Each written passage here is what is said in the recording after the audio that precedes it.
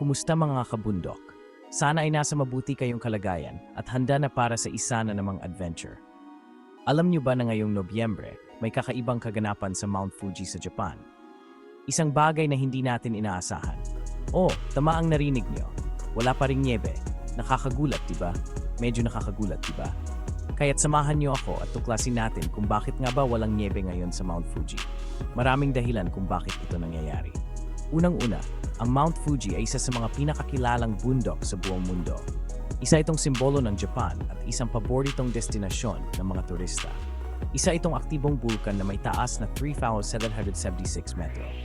Ang taas nito ay nagbibigay ng malamig na klima, kaya't karaniwang may nyebe dito tuwing Nobyembre.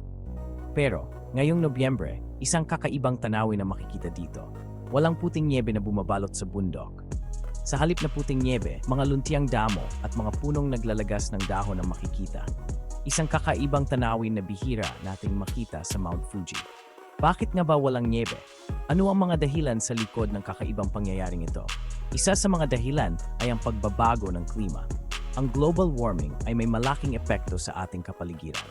Habang tumatagal, nagbabago ang panahon at nagiging unpredictable. Ang mga pattern ng panahon ay hindi na tulad ng dati. Dahil sa global warming, tumataas ang temperatura at naapektuhan ang pagulan ng nyebe. Ang mga bundok na dati laging may nyebe ay nagiging bihira na lamang. Medyo nakakalungkot isipin, pero ito na ang realidad na kinakaharap natin. Kailangan nating magtulungan upang mapangalagaan ang ating kalikasan. Pero alam nyo ba, kahit walang nyebe, napaganda pa rin ng Mount Fuji ngayong Nobyembre? Ang mga tanawin dito ay hindi pa rin matatawaran. Ang mga trail dito ay perfect para sa hiking at camping. Maraming mga adventurers ang pumupunta dito upang maranasan ang ganda ng kalikasan.